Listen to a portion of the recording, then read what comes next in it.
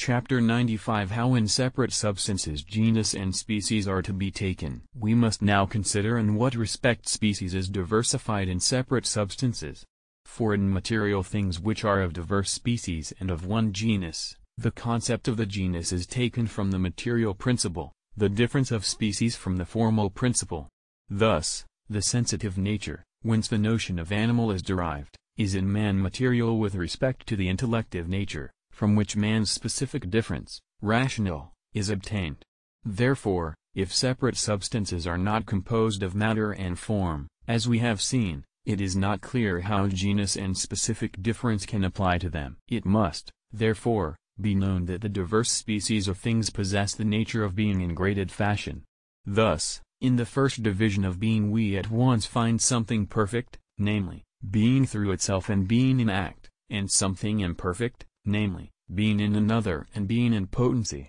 And passing thus from species to species, it becomes quite apparent that one species has an additional grade of perfection over another, animals over plants, and animals that can move about over those that cannot, while in colors one species is found to be more perfect than another the nearer it approaches to whiteness. Wherefore Aristotle says in Metaphysics 8 that the definitions of things are like number, the species of which is changed by the subtraction or addition of unity, just as in definitions the subtraction or addition of a difference gives us a new species.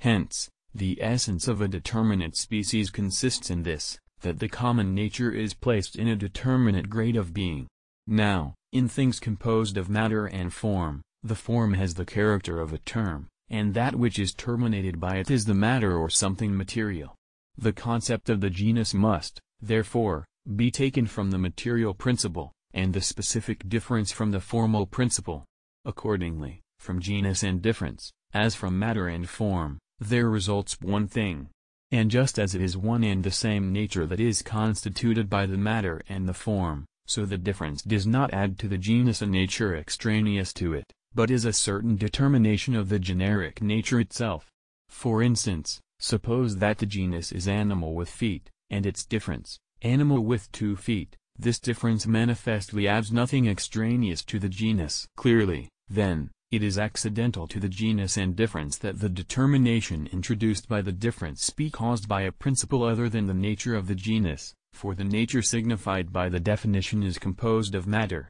as that which is determined, and form as that which determines. Therefore, if a simple nature exists, it will be terminate d by itself, and will not need to have 2 parts, one terminating, the other terminated. Thus, the concept of the genus will be derived from the very intelligible essence of that simple nature, its specific difference, from its termination according as it is in such a grade of beings. From this, also, we see that if there is a nature devoid of limits and infinite in itself, as was shown in Book is to be true of the divine nature, neither genus nor species is applicable to it, and this agrees with the things we proved concerning God in that same book. It is likewise clear from what has been said that no 2 separate substances are equal in rank, but that one is naturally superior to another, because there are diverse species in separate substances according to the diverse grades allotted to them, and there are not here several individuals in one species. And so it is that we read in the book of Job, "Do you know the order of heaven?"